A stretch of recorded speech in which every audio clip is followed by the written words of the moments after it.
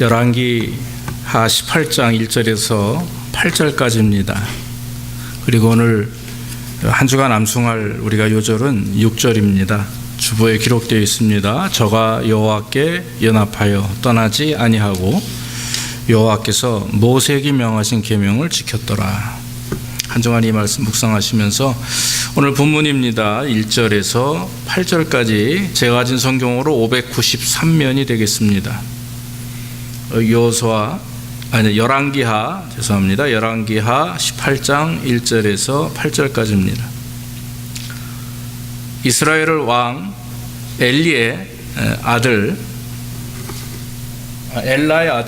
호세아 3년에 유다 왕 아하스의 아들 히스기야가 왕이 되니 위에 나아갈 때 나이 25세라 예루살렘에서 29년을 치리하니라. 그 모친의 이름은 아비라 스가랴의 딸이더라.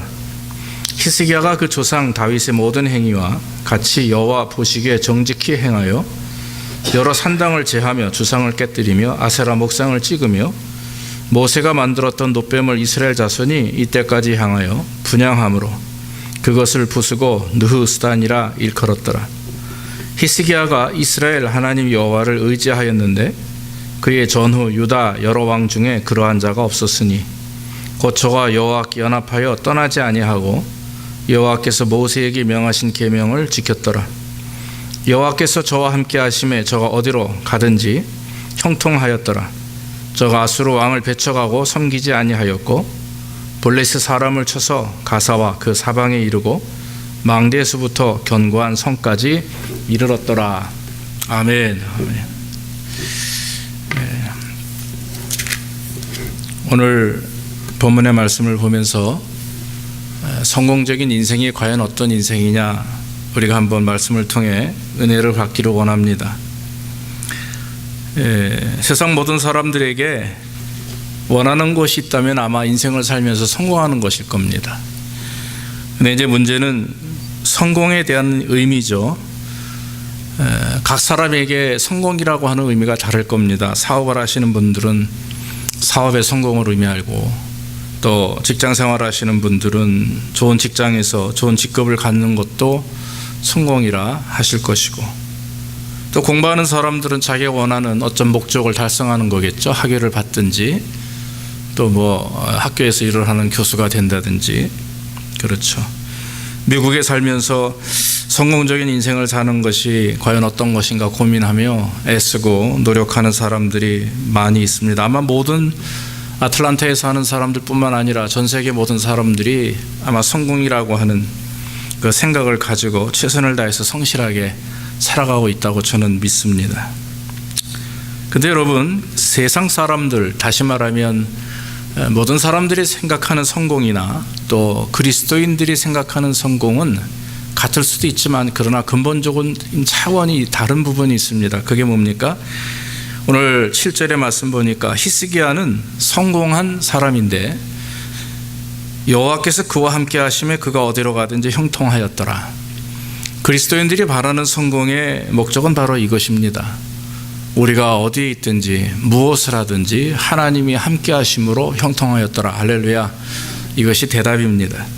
그러니까 성도들에게 있어서 성공은 하나님이 함께 하시는 것입니다. 그래서 내가 무엇을 하든지 어떤 마음을 먹든지 어떻게 살아가든지 거기에 하나님이 역사하셔서 형통케 하신다 하는 것이죠. 오늘 주인공은 히스기야입니다. 본문에 나와 있는 사람은 히스기야가 나오는데 히스기야는 어떤 사람이냐 하면 아하스의 아들입니다. 남유다의 12대 왕 아하스의 아들 히스기야, 그러니까 13대 왕이죠. 25세의 왕이 됐다고 성경은 말합니다. 그리고 29년간 예루살렘을 통치했습니다. 즉 남유다를 치리한 그런 남유다의 신실한 왕입니다. 그 시기에 사실 이건 남유다 얘기죠. 북이스라엘은 이미 호세아라고 하는 마지막 왕이 있었는데 아수르에 의해서 멸망을 당하죠. 그게 정확한 연도가 BC 722년입니다. 그런데 남유다는 BC 586년까지 한 200년이라고 하는 세월을 더 이렇게 이제 나라가 이어지게 되는데, 이 히스기야가 통치하는 29년 동안 이스라엘은 하나님의 은혜 안에 있었습니다. 하나님이 기뻐하시는 왕이었고 하나님이 함께 하시는 왕이었기 때문에 히스기야가 형통했다라고 하는 말은, 왕이 형통했다라고 하는 말은 그 나라가 형통했다고 하는 것입니다. 그만큼 하나님이 기뻐하는 왕이었다라고 하는 거죠. 사랑하는 성도 여러분, 저와 여러분들이 형통할 때 우리의 가정이 형통하게 될 줄로 믿습니다. 우리 교회가, 내가 속해 있는 직장이 형통하게 됩니다. 내 사업터가 형통하게 됩니다. 그래서 오늘 히스기야가 어떻게 하나님 앞에 이렇게 기쁨의 왕이 되었는가, 어떻게 해서 형통하게 되었는가, 성경은 그대로 말씀합니다. 바로 3절에 뭐라고 그럽니까? 히스기야가 그 조상 다윗의 모든 행위와 같이 여호와 보시기에 정직히 행했다, 그렇게 말을 합니다. 자, 정직히 행했다. 정직히 행했다라고 하는 말을 들은 왕들이나 신앙인들은 참 많이 있습니다. 그런데 다윗과 같이라고 하는 그 문장이 포함된 정직함에 대한 얘기는 사실 세 사람밖에 없었습니다. 여호사밧, 히스기야, 요시야, 이 세 사람입니다. 이처럼 다윗이 하나님 앞에 마음에 합한 자라 했고, 다윗은 역대 이스라엘의 왕 중에 가장 훌륭한, 하나님을 기쁘시게 했던 왕인데, 초대 왕이 사울이고 두 번째 왕이 이제 다윗이고 세 번째 왕이 솔로몬인데, 솔로몬에 의해서 솔로몬이 죽고 난 다음에 이제 남북으로 이스라엘이 갈라지게 되는 것을 우리가 역사를 통해서 알 수가 있습니다. 그런데 이 히스기야가 다윗과 같이 행함으로, 즉 정직하게 신앙적으로 믿음으로 행했다라고 하는 것이죠. 성경에서 이 정직히 행했다는 말을 가만히 보면, 먼저 히스기야는 삶을 통해서 하나님 앞에 기쁨이 되었습니다. 그래서 무슨 말을 하든지 무슨 생각을 하든지 성실했고 거짓이 없었고 온전했습니다. 그리고 히스기야의 마음도, 내면적인 부분도 정직하다고 하는 거죠. 다시 말하면 자기 양심에 꺼리끼지 않습니다. 그리고 자기를 속이지 않는 그런 신앙이었다라고 하는 거죠. 여러분, 우리가 하나님 앞에 정직하게 산다라고 하는 말의 의미는 우리의 내면적인 것뿐만 아니라 외형적인 것, 그 다음에 가장 중요한 게 신앙적입니다. 다시 말하면 성경적인 정직입니다. 하나님 보시기에 합당하냐 하는 거죠. 여러분, 세상 사람들은 우리가 얼마든지 속일 수가 있어요.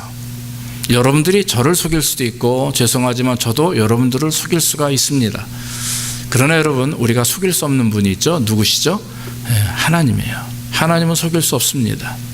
내가 아무리 속마음은 안 그래 해도 겉으로 웃고 거칠애를 하더라도 사람은 속일 수 있어요. 그러나 절대로 하나님은 속일 수 없습니다. 그러나 정직히 살았다라고 하는 얘기는 하나님 보시기에 정직했다라고 하는 거죠. 하나님 앞에서 겉과 속이 같았다라고 하는 것입니다. 하나님 앞에서 바르게 사는 것, 하나님 앞에서 바르게 생각하는 것, 바르게 말하는 것, 그 모든 것을 정직히 살아가는 삶의 모습이라고 하는 거죠. 그래서 히스기야는 하나님 앞에서 바르게 살았는데 어떻게 살았냐? 특히 다윗처럼 바르게 살았다라고 하는 것입니다. 하나님은 행위 이전에 그 마음 중심을 보시는 분입니다. 하나님은 사람을 외모로 판단하시지 않는다고 그랬습니다. 바로 그 마음 중심이 어떠하느냐를 가지고 하나님은 그 사람을 판단하시는 거죠. 사람이 겉으로 보기에 정직한 것 같지만, 바른 것 같지만, 그러나 속이 정직하지 않으면, 바르지 않으면 그것은 하나님 앞에 범죄라고 하는 것입니다. 사랑하는 여러분, 우리 모두 정직한 하나님의 백성이 되기를 주의 이름으로 축원합니다. 오늘 정직하다고 하는 그런 히스기야의 삶 가운데 증거로 나타나는 삶의 모습이 있습니다. 그게 뭡니까? 신앙개혁입니다. 4절에 보면 그냥 삶이 정직한 것으로 히스기야는 끝나지 않습니다. 하나님 앞에 나 개인이 그냥 바르게 사는 것, 그거 여러분 쉬운 일이에요. 그러나 내가 바르게 삶으로 인해서 내가 온전한 신앙생활을 하는 가운데 나를 통하여 내가 속해 있는 곳이 변화된다는 것, 거기에 신앙의 개혁이 일어난다고 하는 것은 참으로 귀한 일입니다. 오늘 왕으로서 히스기야는 그 자신이 하나님 앞에 정직했지만 더 나아가 그는 무슨 일을 행합니까? 바로 이스라엘, 즉 남유다를 하나님 앞에 정직하게 세우기를 원했습니다. 그가 바로 한 행동이 신앙개혁이라고 하는 거죠. 오늘 4절 말씀 보니까 여러 산당을 제하고 주상을 깨뜨리고 아세라 목상을 찍으며 모세가 만들었던 놋뱀을 부셨다라고 하는 거예요.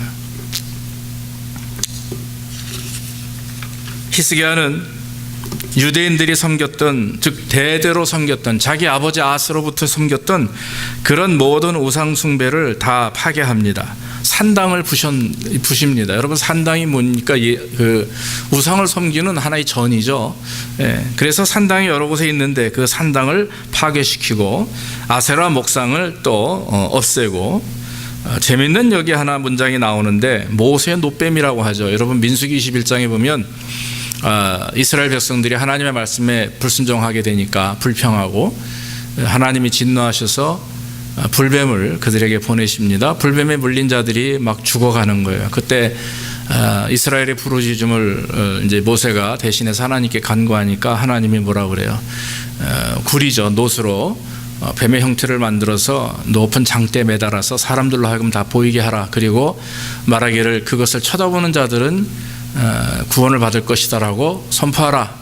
그런데 그 말을 믿고 그 놋뱀을 쳐다본 자들은 살고 쳐다보지 않은 사람은 죽게 되었다라고 하는 것이 민수기 21장 이후에 나오는 말씀입니다. 그런데 자그마치 모세 이후에 한 700년 가까이 이스라엘 백성들이 그 놋뱀을 우상화한 거예요.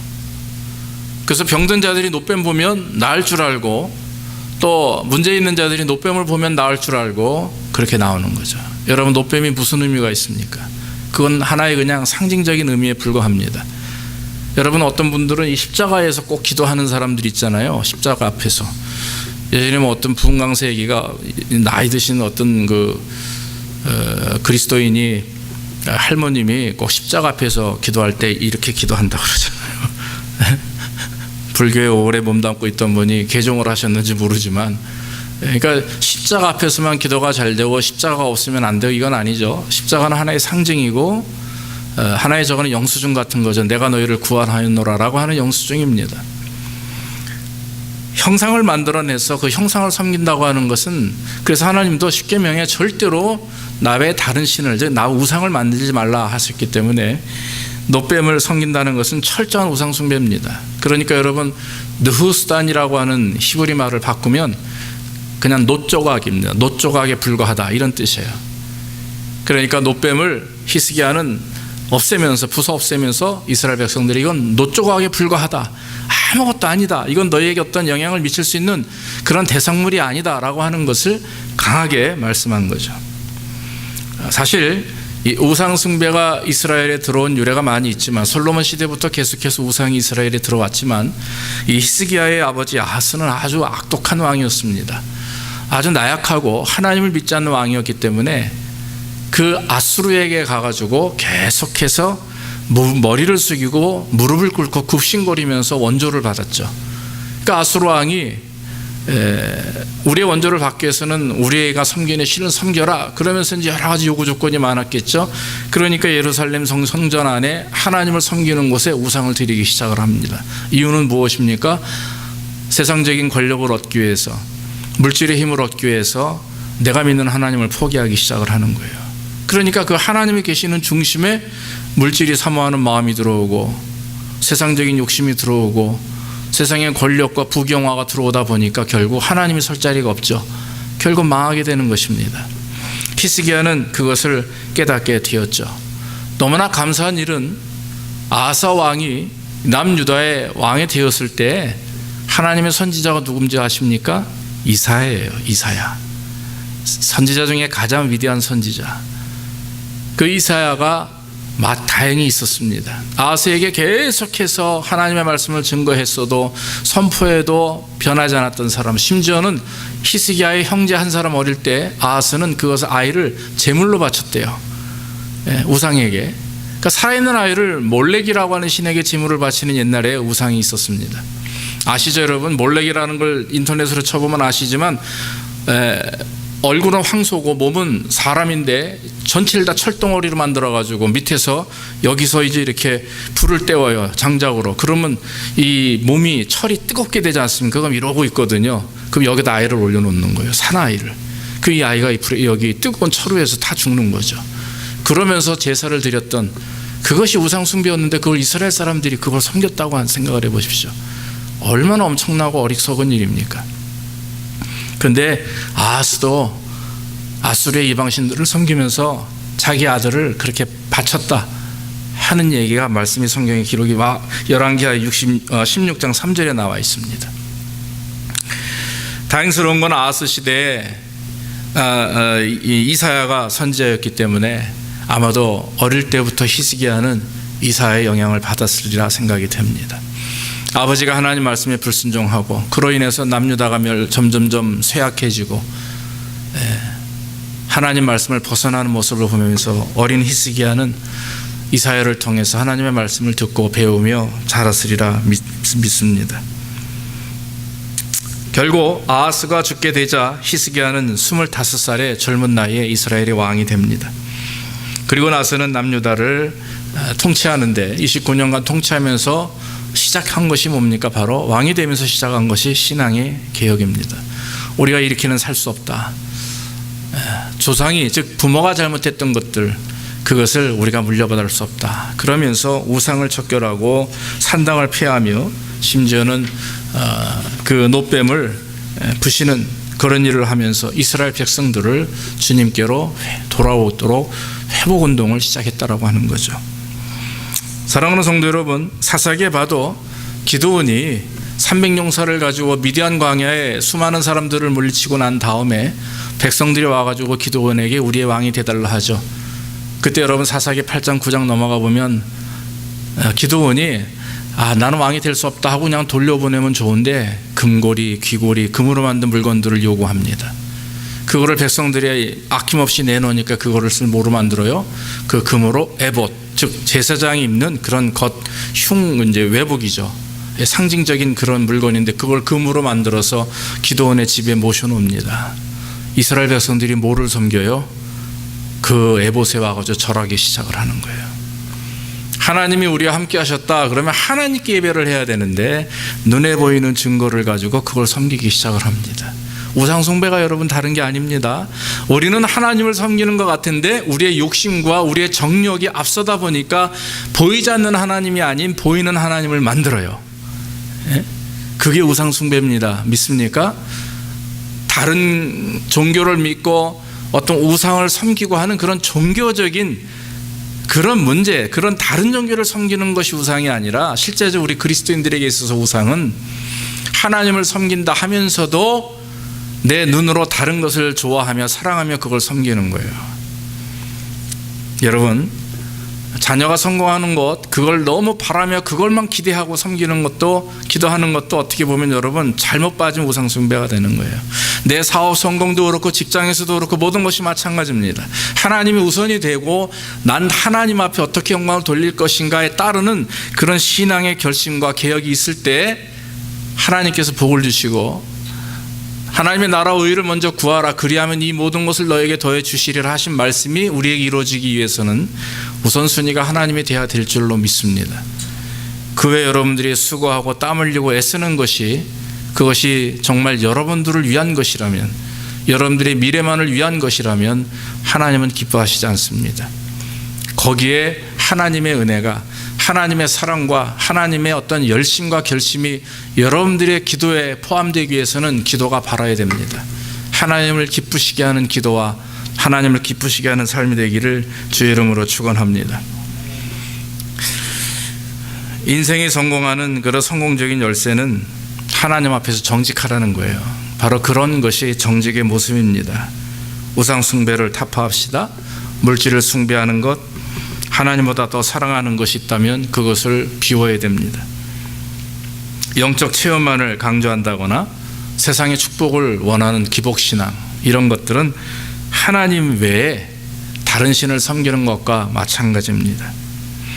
그 어떤 것보다도 하나님보다 우선되어서는 안 됩니다. 우리를 예배하는 예배의 목적도 마찬가지입니다. 기도하는 기도의 목적도 마찬가지입니다. 예물을 드리는 목적도 마찬가지입니다. 감사가 우선이 되고 감사를 통해서 드려야지 내가 이렇게 하니까 하나님 나에게 복을 주시옵소서 이거는 우상 숭배와 같은 거와 다름이 없습니다. 철저하게 하나님이 우선되고 감사의 마음으로 기쁨으로 하나님을 예배하고 드려지는 여러분들의 예물과 삶이 되기를 주의 이름으로 축원합니다. 또 한 가지 히스기야는 하나님을 의지하였다 했습니다. 오늘 성경 말씀 5절에 보면 히스기야가 이스라엘 하나님 여호와를 의지하였는데 그의 전후 유다 여러 왕 중에 그러한 자가 없었으니 곧 저가 여호와께 연합하여 떠나지 아니하고 여호와께서 모세에게 명하신 계명을 지켰더라, 그렇게 말씀을 합니다. 여러분, 히스기야가 우상을 제거하고 신앙개혁을 일으키는 데 있어서는 용기가 필요합니다. 아무리 한 나라의 왕이라 할지라도 대대로 내려왔던 그런 몸에 젖은 우상 숭배가 하루아침에 바뀌지는 않습니다. 그러나 히스기야가 그렇게 단호하고 담대하게 개혁을 할 수 있었던 이유는 바로 하나님을 전적으로 의지했기 때문에 그래요. 하나님을 믿기 때문에 하나님이 살아 역사하시고 하나님이 내가 하는 일에 대하여 확신을 가지고 역사하시고 축복하실 거라고 하는 믿음이 있었기 때문에, 왜냐하면 하나님과 연합된 사람이기 때문에 그래요. 헷갈려하지 않습니다. 갈팡질팡하지 않습니다. 이것이 하나님의 뜻인가 아닌가 고민하지 않습니다. 왜냐하면 하나님과 연합되어 있는 자는 그 마음속 중심에 그 영혼 전체 하나님과 더불어 살기 때문에 그래요. 삶이 하나님과 함께하기 때문에 고민할 이유가 없죠. 하나님의 뜻을 충분히 압니다. 하나님과 날마다 대화합니다. 하나님의 말씀을 통해서 그 말씀이 무엇을 의미하는지 내가 깨닫고 삽니다. 그러니까 고민할 이유가 없는 거죠. 그러니까 담대할 수밖에 없는 겁니다. 진정한 믿음을 가지고 있는 자들은 환난이 오고 핍박이 와도 담대할 수밖에 없어요. 왜냐하면 내 안에 계신 하나님의 나를 주장하시기 때문에. 할렐루야. 그것이 얼마나 우리에게 귀한 축복인지 모릅니다. 여러분, 하나님의 축복, 즉 하나님과 연합이라고 하는 것이 사전적으로 이런 의미가 있어요. 믿음으로 인하여 그의 인격이 변화되어서 하나님과 동행하는 자를 말한다. 굳이 사전적인 의미를 말한다면 그런 거예요. 믿음으로 인하여 그의 인격이 변화되어서 하나님과 동행하는 자, 그게 연합한 자입니다. 예수님은 쉽게 설명합니다. 이스라엘 백성들이 알아듣지를 못해요. 그러니까 뭐라고 얘기합니까? 포도나무 비유를 얘기하죠. 제자들에게도 말합니다. 포도나무에 가지가 붙어 있어야 열매를 맺어요. 믿습니까? 떨어져 있으면 어떻게 돼요? 농부가 와가지고 다 땅에 떨어져 죽은 나무 쓸어다가 아궁이에 집어넣어 버려요. 연합됐다라고 하는 것은 붙어 있는 걸 말합니다. 줄기를 통해서 영양분을 공급받고 그리고 그에 따른 열매를 맺는 것이 가지의 역할입니다. 그런데 여러분, 하나님을 믿는 성도라고 하는 사람들이, 그리스도인이라고 하는 사람들이 하나님과 연합되지 않고 그저 양다리 걸치고 왔다 갔다 이럴 때 필요할 때는 이렇게, 저거 필요할 때는 저렇게 이러면 가지가 떴다 붙였다 하면 안 되잖아요. 뭐 풀로 붙이는 것도 아니고요. 이 자연적으로 붙어있어 열매를 맺죠. 인위적으로 안 되지 않습니까? 열매 맺을 수가 없습니다. 우리의 신앙이 하나님과 연합된다고 하는 것은 주님과 동행하는 것입니다. 여러분, 우리는 입으로 나는 그리스도인입니다, 나는 하나님의 사람입니다 라고 얘기합니다. 그러면서 삶 가운데 하나님보다 내가 더 우선이고 하나님보다 내 삶이나 내 물질이 우선이 된다면 그건 여러분 범죄입니다.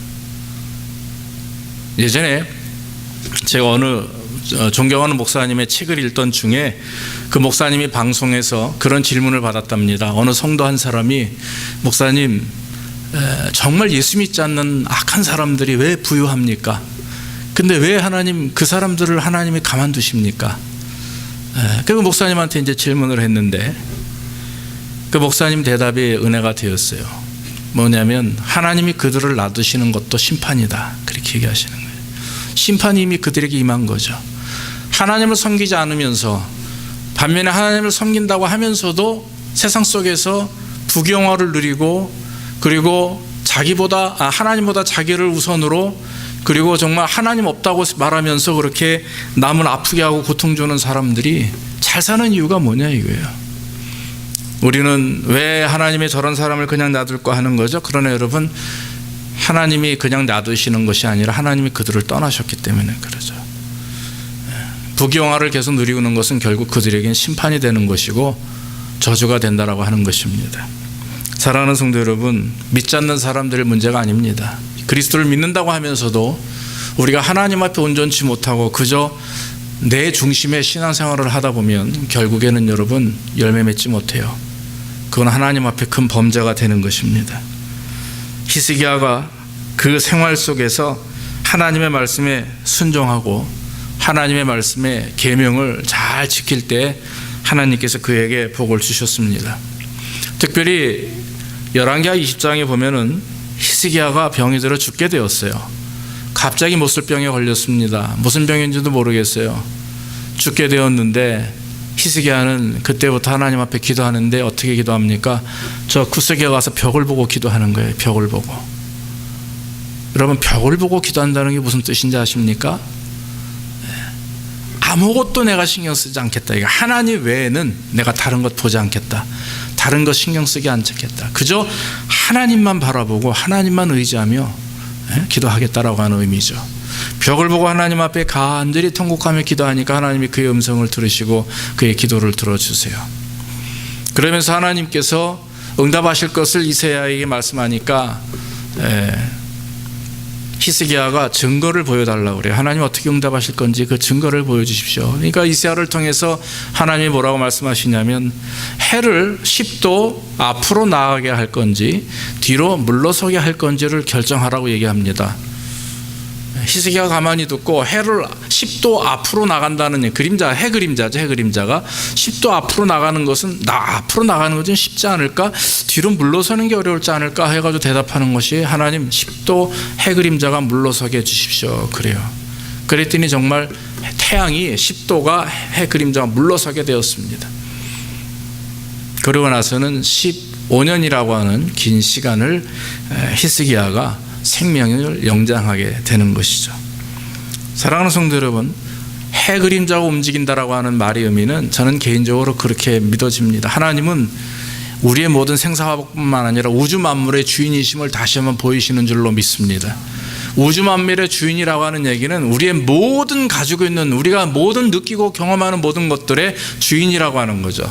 내가 애쓰고 힘들여서 물질을 벌어도 그것은 하나님의 것이고 내가 열심히 해가지고 정말 내가 원하는 목적을 달성해도 그것도 하나님의 은혜 안에 있는 것이고 모든 것이 하나님의 주권과 은혜 안에 있다라고 하는 것을 하나님은 보여주시는 거예요.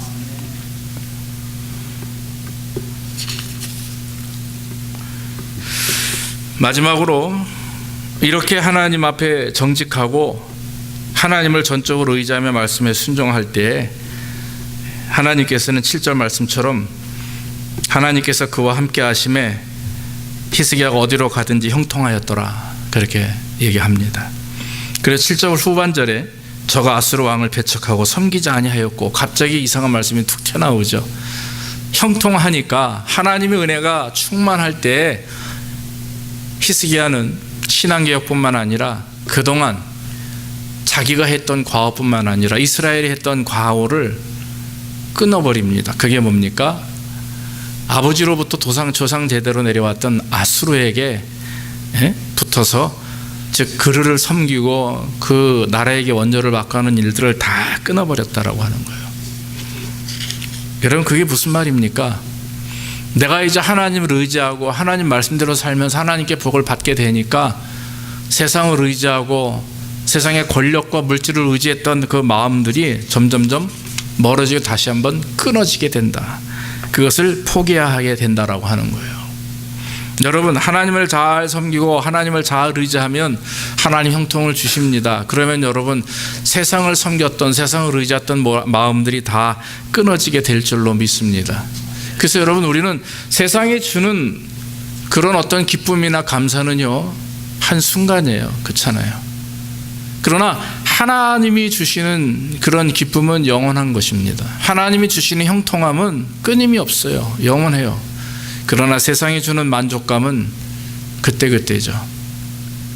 예전에 저희 친척분의 한 중이 이렇게 좀 돈이 많으신 분이 있었어요. 그런데 병들면서 이제 병원에 계시고 이렇게 나중에 돌아가셨지만 들리는 얘기로, 부모님을 통해서 들리는 얘기로는 그런 얘기를 하신다는 거죠. 우리가 다 알다시피 돈 많고 권력 있을 때는 많은 사람들이 모이다가 돈도 없어지고 권력도 잃고 늙고 병드니까 다 떠나가더라 이거예요. 심지어는 친한 친구들도 다 떠나가더라. 그게 세상인 것 같아요. 어린 마음에 부모님들이 하는 얘기를 듣고 그런가 보다. 제가 막상 성인이 되고 어른이 돼 보니까 그런 것 같아요. 사랑하는 여러분, 물질은 있다가도 없어지는 것이고 권력도 건강도 있다가 또 없어지는 것입니다. 그러나 하나님의 은혜와 하나님의 사랑은 영원한 줄로 믿습니다. 그래서 우리가 무엇을 붙들어야 되느냐, 무엇에 전폭적으로 의지해야 되느냐, 우리는 스스로 알 수 있습니다. 결정할 수 있습니다. 사랑하는 성도 여러분, 오늘 말씀을 맺습니다. 저와 여러분들이 하나님의 백성이라고 합니다. 하나님의 백성은 하나님이 책임져 주신다라고 하는 것입니다. 그렇다면 하나님의 백성으로서의 책임은 뭡니까? 하나님을 의지하고 정직하게 신앙생활하는 것입니다. 삶 가운데 신앙의 기억을 일으키고, 내가 하나님 앞에 형통하게 되면, 내가 하나님 앞에 복을 받게 되면 내 가족과 내 가정과 내 교회와 내가 속해 있는 곳이 하나님 앞에 복을 받게 되는 줄로 믿습니다. 우리는 지금도 수없이 많은 갈등 속에 살아갑니다. 과연 세상 풍조를 계속 따를 것인가, 아니면 하나님의 뜻에 따를 것인가, 물질을 따를 것인가, 권력을 따를 것인가, 아니면 하나님이 주시는 또 하나님께서 채우시는 은혜를 따를 것인가. 여러분, 이것이 같은 것 같지만 전혀 다르죠. 중심이 어디 있느냐가 다른 거예요. 하나님을 바로 섬기면 우리가 애쓰고 노력하는 것보다도 더 큰 것으로 우리에게 허락해 주실 줄로 믿습니다. 그러므로 중요한 것은 하나님 앞에 하나님을 향하여 온전한 믿음을 가지고 나아갈 때, 정말 정직하며 의지하며 순종할 때 우리 하나님께서 저 여러분들에게 복을 주시고, 히스기야와 그 인생을 통해서 형통함을 누린 것처럼 우리에게도 하나님이 주시는 형통함, 그래서 우리가 어디를 가든지 무엇을 하든지 어떤 일을 경험하든지 하나님이 물리치시고 일으키시고 형통케 하시는 은혜가 저 여러분들에게 있게 될 줄로 믿습니다. 모쪼록 이런 은혜가 저 여러분들에게 충만하기를 주의 이름으로 축원합니다. 기도하겠습니다. 하나님 아버지, 감사합니다. 오늘도 히스기야를 통해서 배우게 하시고 그의 믿음과 그의 신앙 개혁이 결국 하나님을 기쁘시게 하며 그가 형통한 삶을 살 수 있도록 축복하신 것을 믿습니다. 아버지 하나님, 우리도 주님 앞에 늘 정직하게 하옵소서. 내 안에 있는 모든 우상 숭배와 욕심과 죄악들을 다 하나님 우리가 소멸케 하시고, 하나님의 능력 안에서, 하나님의 말씀 안에서 순종하고 연합하여 주님을 기쁘시게 하며 또 말씀 따라 살아가는 가운데 형통한 삶을 살 수 있도록 복을 내려 주시옵소서. 세상과의 아버지 하나님, 무릎 꿇는 것, 세상을 향해서 또 마음을 빼앗기는 모든 것들 다 주님 절제하게 하시고, 정말 하나님과 형통한 가운데, 충만한 가운데 아버지 하나님 주님의 은혜를 통하여 주님을 기쁘시게 할 수 있도록 복을 내려 주시옵소서. 예수님의 이름으로 기도하옵나이다. 아멘. 우리 찬송가 507장 찬양하시면서 예물 드리겠습니다.